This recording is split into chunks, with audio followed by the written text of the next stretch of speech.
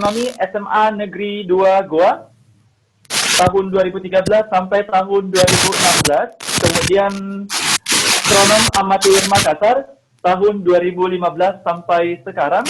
Kemudian Himpunan Astronomi Amatir Semarang tahun 2017 sampai dengan sekarang.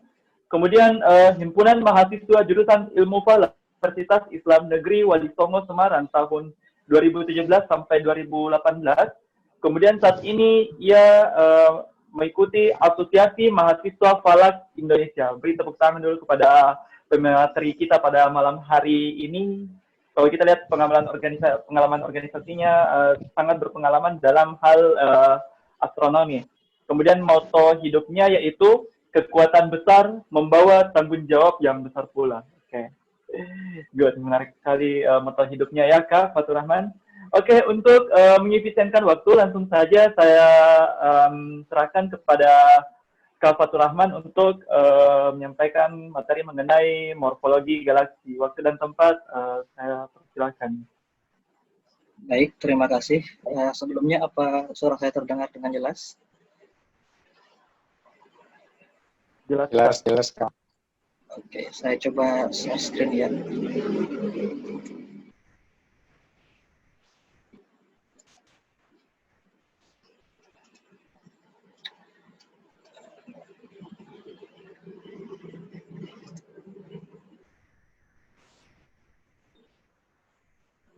Baik, Assalamualaikum warahmatullahi wabarakatuh. Perkenalkan, saya Fatur Rahman, salah satu anggota dari Astronom Amatir Makassar. Malam ini diberikan amanah oleh teman-teman pengurus untuk menjadi pemateri atau menjadi pemantik diskusi atau kelas astronomi pada malam hari ini. Pada malam hari ini saya akan mengangkat tema klasifikasi morfologi galaksi. Yang materi ini saya dapatkan dari pelatihan klasifikasi galaksi yang diinisiasi oleh dosen-dosen ITB. Saya lihat ada banyak teman-teman yang ikut dari Sidoarjo Astronomi, ada Cak Amam, ada dari UINSA, dan ada teman-teman dari UIN Wali Songo juga.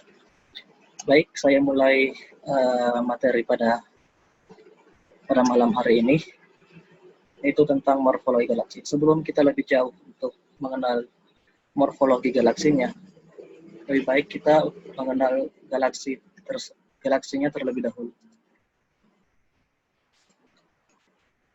Apa itu galaksi? Galaksi adalah sebuah sistem masif yang terikat oleh gravitasi.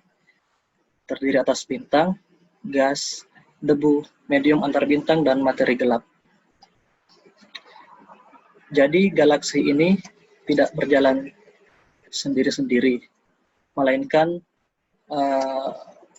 mengikuti sebuah kelompok atau kelompok kecil yang disebut dengan grup lokal.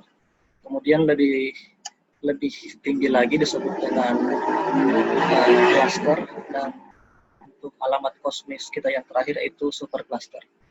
Nah, ini ada beberapa gambaran dari ujung alamat kosmis kita yaitu Virgo supercluster. Nah, kita berada di sini di Local Galactic Group. Nah, pada dalam satu grup lokal ini masing-masing bergerak secara bersama-sama, secara berkelompok, jadi tidak sendiri-sendiri. Oke, next tentang bagaimana galaksi terbentuk. Galaksi terbentuk, kita mulai tentunya dari Big Bang atau dentuman besar. Setelah itu sekitar 300.000 tahun setelah peristiwa Big Bang, atom-atom hidrogen dan helium mulai terbentuk atau disebut dengan rekombinasi. Nah, setelahnya hidrogen menyerap cahaya. Pada saat fase ini bintang-bintang belum terbentuk sehingga alam semesta ini sangat gelap. Pada zaman ini disebut dengan zaman kegelapan atau dark age. Kemudian dari rekombinasi tersebut telah terjadi fluktuasi kepadatannya itu naik turun yang tidak menentu, dan kemudian membentuk struktur yang lebih besar. Nah, setelah struktur yang lebih besar inilah semua komponen-komponen tersebut memadat dan akhirnya menghasilkan galaksi seperti yang kita ketahui.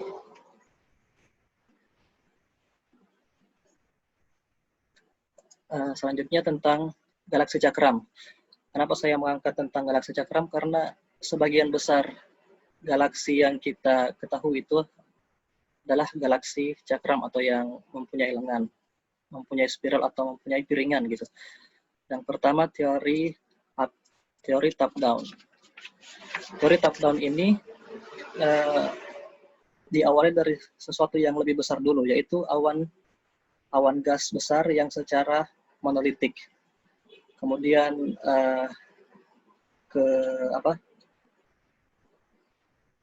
kemudian mendingin, menghilangkan beberapa energi dan berkontraksi menjadi pusat. Mendingin, kemudian membentuk cakram. Setelah piringan mendingin, gas tidak stabil secara gravitasi sehingga tidak bisa tetap menjadi awan homogen tunggal. Ia pecah dan gas-gas yang lebih kecil itu mengitari dari pusatnya atau intinya. Tapi teori ini kurang banyak dipakai karena tidak umum di kalangan astronom. Yang banyak dipakai itu adalah teori bottom up, yaitu kebalikan. Kebalikannya dari yang top down. Jadi, awan gas besar yang runtuh menjadi awan yang lebih kecil, diusulkan bahwa materi bermula dari yang lebih kecil. Dan kemudian banyak dari gumpalan ini bergabung, membentuk galaksi yang kemudian ditarik gravitasi, dan kemudian membentuk gugus galaksi. Nah, ini dari partikel-partikel atau objek yang lebih kecil dulu. Kalau tadi yang top down, dari yang besar dulu, yang dari awan. Kalau yang dari bottom up ini dari yang kecil. Guys, cek ke temen aing masih sama apa enggak sama nih. Selanjutnya yaitu tabrakan antar galaksi. Seperti yang di awal saya sudah jelaskan, yaitu galaksi tidak berjalan sendiri-sendiri, melainkan membentuk sebuah lokal grup, cluster ataupun supercluster dan sebagainya. Nah, tidak dipungkiri bahwa tabrakan-tabrakan antar galaksi ini bisa terjadi. Ketika galaksi bertabrakan, maka yang akan terjadi adalah galaksi-galaksi itu akan menggabung menjadi sebuah galaksi baru. Jadi merger gitu. Seperti contohnya Milky Way dengan Andromeda yang beberapa miliar tahun yang akan datang akan bermerger atau bersatu membentuk sebuah galaksi baru yang disebut Milky Way. Saya akan tayangkan video simulasi bagaimana Milky Way dan Andromeda akan bersatu atau bertabrakan di 5 miliar tahun yang akan datang.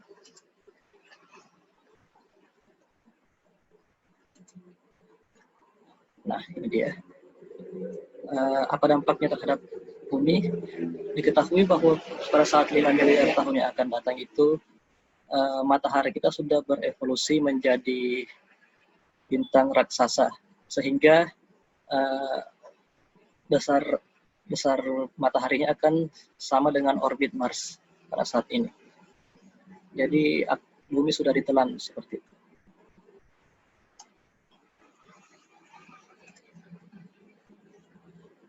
Ya, ini mulai merger.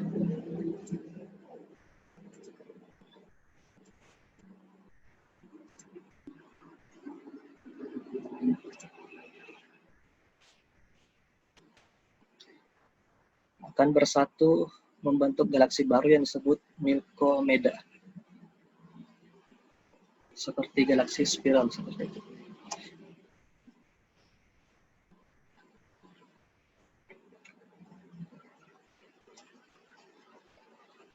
Oke, saya pindah ke slide selanjutnya. Nah, karena kita akan mempelajari tentang morfologi atau bahan-bahan penyusun galaksi, maka kita akan pertama-tama kita akan mengetahui apa saja struktur dari galaksi. Yang pertama adalah bulge atau tonjolan galaksi. Oh ya, ini saya ambil simulasi galaksi Milky Way dan Sombrero Galaxy sebagai ilustrasinya ya. Yang pertama bulge itu tonjolan ini yang berada pada inti atau pusat dari galaksi tersebut. Kalau dari tampak samping itu kelihatan seperti ini, ada tonjolan ke atas.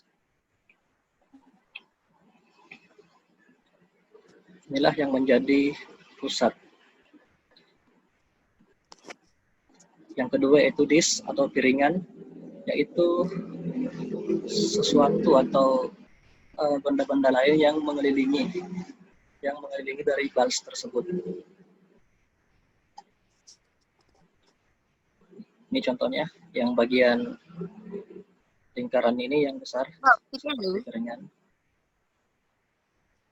Nah, yang ketiga atau yang terakhir yaitu halo. Konsepnya sama seperti halo pada umumnya, itu berbentuk bola atau lingkaran yang mengelilingi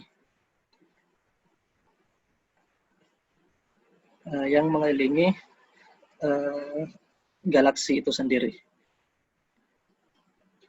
Pada halo ini banyak terdapat bintang-bintang gugus bola, sedangkan bintang-bintang gugus terbuka itu banyak melingkup di piringan-piringan galaksi ini.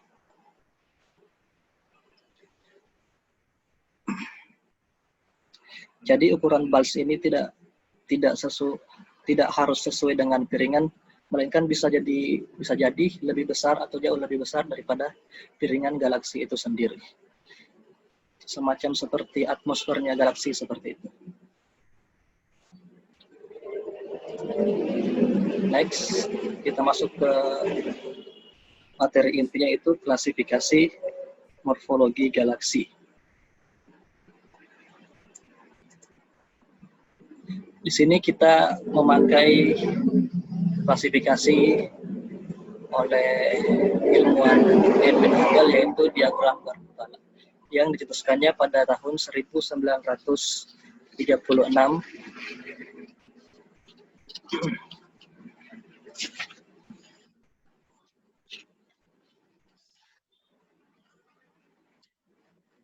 Hubble membuat pengelompokan galaksi dengan sistem yang dikenal sebagai diagram Garputala atau Tuning Fork Diagram. Sistem ini adalah yang pertama dibuat dan yang paling umum digunakan hingga saat ini. Dalam penggolongan ini secara umum terdapat 4 kelas galaksi. Yang pertama galaksi elips disimbolkan dengan huruf E. Yang kedua lentikular disimbolkan dengan S0. Yang ketiga, galaksi spiral disimbolkan dengan huruf S. Dan yang terakhir yaitu galaksi spiral bar atau galaksi spiral yang berbatang disimbolkan dengan simbol SB. Nah, ini gambar pembagian galaksinya. Secara umum kita mulai dari ekliptik ini. Ekliptik itu dari E0 itu yang paling bulat. Rasio antara sumbu X atau sumbu Y, sumbu A atau sumbu B-nya itu sama, hampir sama. Semakin besar angka yang mengikutinya, maka semakin lonjong pula atau semakin elips pula galaksi tersebut. Akan lebih detail dijelaskan pada selanjutnya. Jadi S0 ini adalah lentikular, yaitu peralihan antara elips dan spiral. Kemudian di sini terbagi dua, ada spiral biasa dengan spiral yang dengan bar atau dengan batangan pada intinya.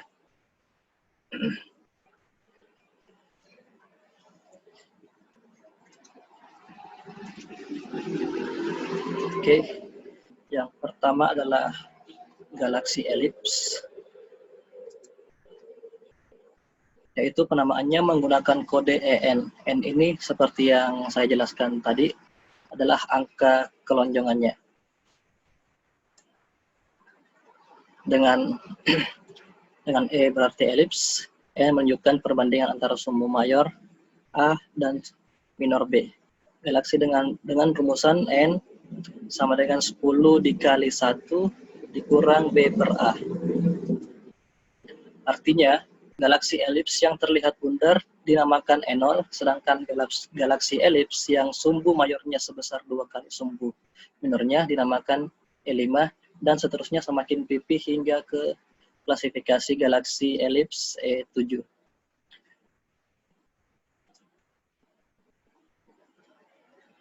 Oke, ini ada sedikit gambaran untuk menghitungnya. Rumus yang tadi ya, EN. N itu adalah nilai kelonjongannya. 10E. E ini eksentritas atau perbandingan antara A dengan B atau B per A.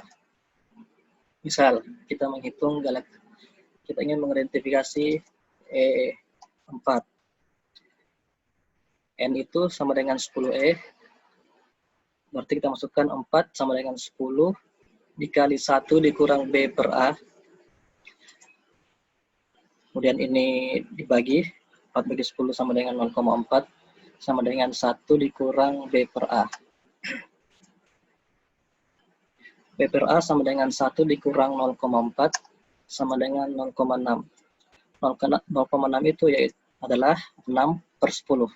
Berarti perbandingan antara A dan B, yaitu A-nya 10, B-nya 6. Ya, ini sebagai contohnya. A-nya 10, sementara B-nya 6. Jadi semakin tinggi selisihnya atau semakin tinggi rasionya, maka semakin elips galaksi tersebut.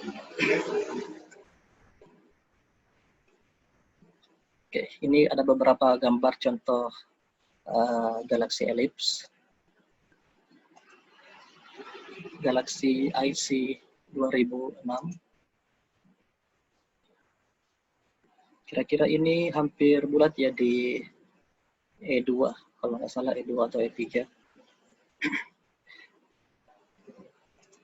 Ini galaksi M87. Jadi yang membedakan dengan galaksi spiral itu dia tidak mempunyai fitur nih, seperti polos atau ada semacam gradasi saja antara bulge dengan piringannya ini. Nah, ini galaksi M32, salah satu galaksi elips yang terkenal karena berada di dekat galaksi Andromeda. Jadi yang dihitung, rasio yang dihitung itu bukan yang ini ya, bukan yang gradasinya, tapi bulge-nya ini yang intinya.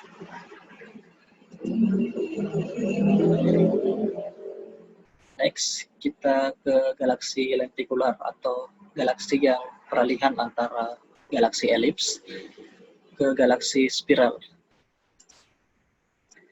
Tipe galaksi ini hampir menyerupai galaksi spiral. Hanya pada galaksi lentikular, struktur spiralnya tidak terlihat atau serta tidak banyak terjadi proses pembentukan bintang baru. Galaksi lentikular ini memiliki bagian inti yang elips dan memperlihatkan adanya struktur piringan, namun pada bagian piringannya tidak terdapat lengan spiral. Seperti ini kita tampilkan gambarnya. Nah, ini salah satu contoh galaksi spiral, yaitu Spinder Galaxy dari NGC 5866. Dia punya bulge, tapi struktur spiralnya itu tidak terlihat.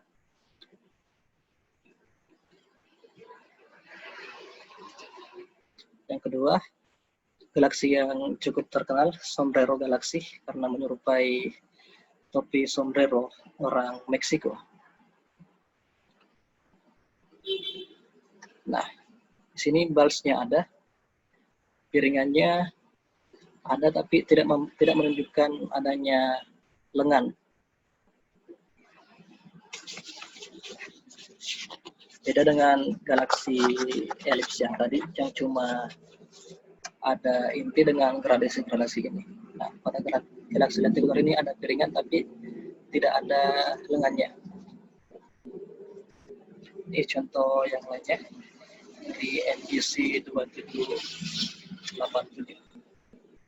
Ada vals di tengah, ada piringannya tapi tidak terbentuk lengannya atau spiralnya.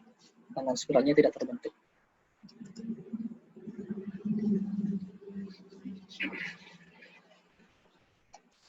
Oke, sekarang lanjut ke galaksi spiral atau yang disimbolkan dengan huruf S. Galaksi spiral normal atau yang disimbolkan dengan S terbagi lagi dalam subkelas A, B, dan C yang dibedakan menurut dua hal berikut. Yang pertama, perbandingan kecerlangan antara komponen vals dan piringan. Yang kedua, seberapa dekat jarak antara lengan-lengan spiralnya. Ini ada spesifikasi yang lebih detail. Pada galaksi SA, sudut bukaan lengan spiralnya cuma 6 derajat atau cukup rapat.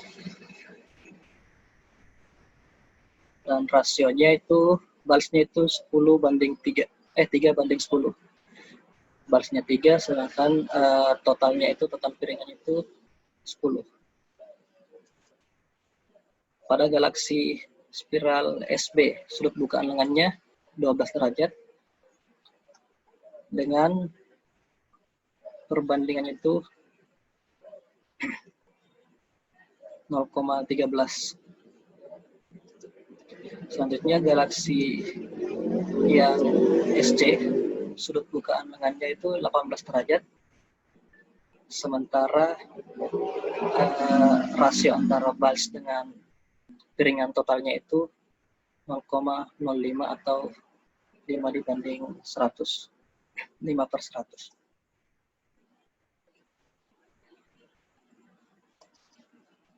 Nah, ini ada beberapa contoh gambar dari lengan-lengan galaksi dengan lengan spiral. NGC 2841. Nah, ini ada konturnya, ada lengannya. Kerapatannya cukup rapat.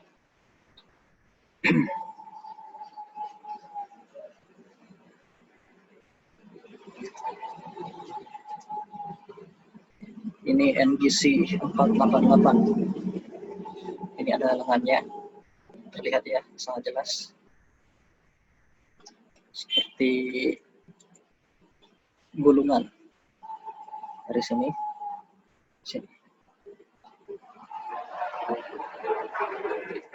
Selanjutnya ada galaksi M74. Nah, yang membedakan dengan galaksi yang sebentar, yang SB itu, valsnya itu tidak berbatang atau hampir bulat sempurna. Bisa dilihat pada gambar, valsnya itu hampir bulat sempurna. Tidak terdapat batang yang menggaris.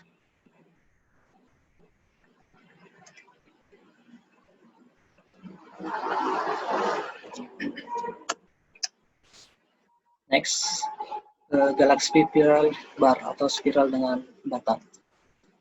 Secara keseluruhan sama dengan tipe galaksi spiral pada bar, tanpa bar, namun pada klasifikasi ini terdapat bar pada vals atau inti galaksinya. Galaksi pada tipe ini diberi simbol SB dan huruf ABC yang mengikuti setelahnya sama dengan kriteria spiral tanpa bar sebelumnya. Jadi yang membedakan cuma apakah galaksi spiralnya itu mempunyai bar atau galaksi spiralnya itu tidak mempunyai bar dan mempunyai bar. Nah, ini contohnya. Pada galaksi NGC 2523, pada valsnya itu ada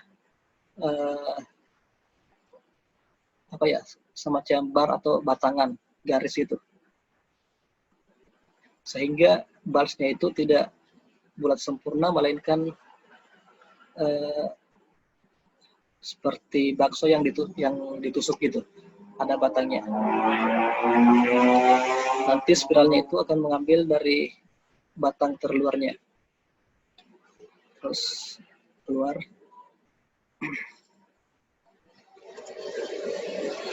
Nah, ini contoh yang lainnya.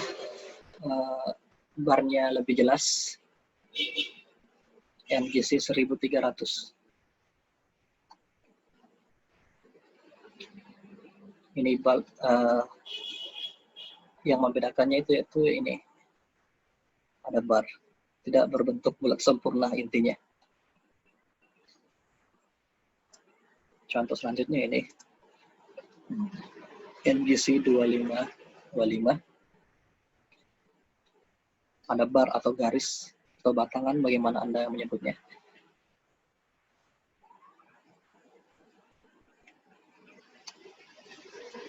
Dan spiralnya itu mengambil dari bar terluarnya.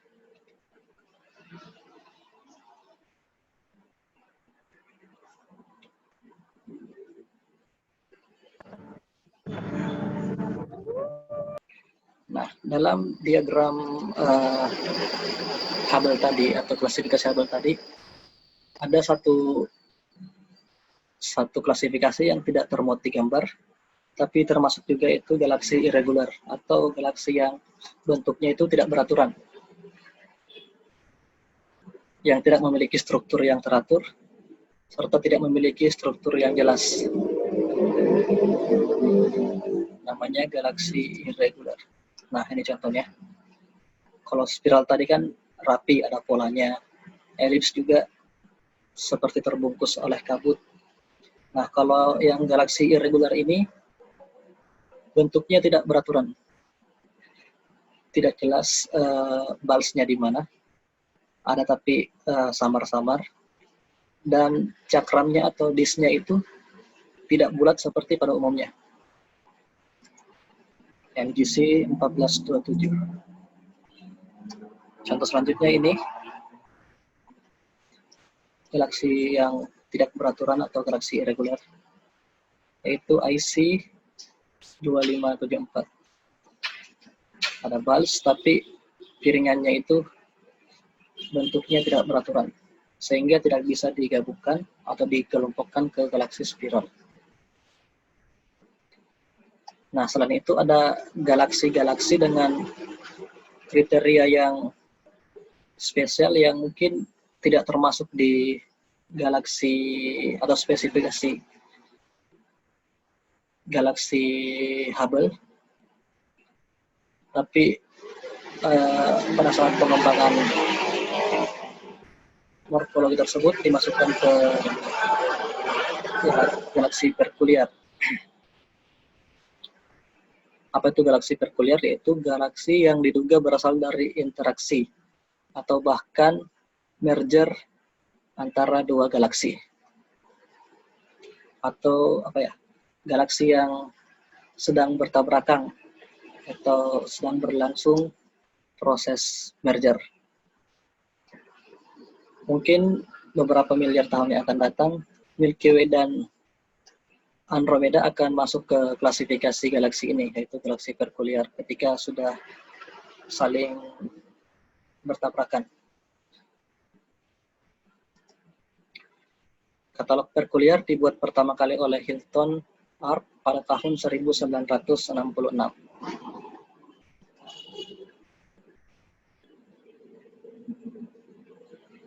Nah, ini ada beberapa contoh dari galaksi perkuliar. Jadi ciri yang paling terlihat itu terdapat dua bulbs di sini. Ada inti sebelah sini dan sebelah sini. Hal itu yang mengindikasikan bahwa galaksi tersebut adalah galaksi yang sedang bertabrakan atau sedang merger.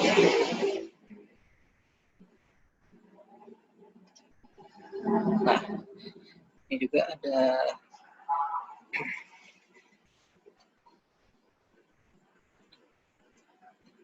ada dua bulbs di sini. 1, 2. Dan seperti disknya ini seperti terlontar kalau diperhatikan sama seperti pada saat simulasi tadi, simulasi pergabungan antara Milky Way dan Andromeda.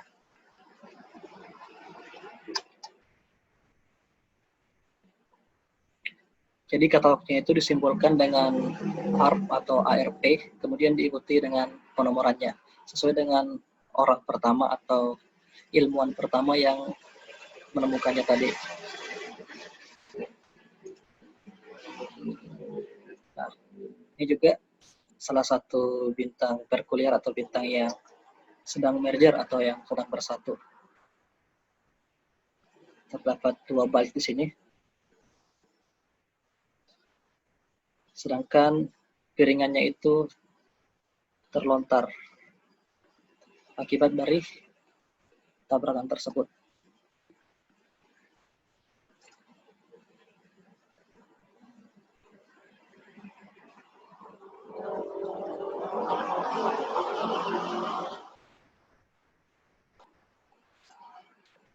Ya, mungkin sekian yang bisa saya sampaikan. Saya tutup dengan kutipan dari ilmuwan terkenal, yaitu Carl Sagan. Somewhere, something incredible is waiting to be known. Di sana, sesuatu yang incredible menunggu untuk diketahui. Saya Fatur. Terima kasih. Saya kembalikan ke moderatornya.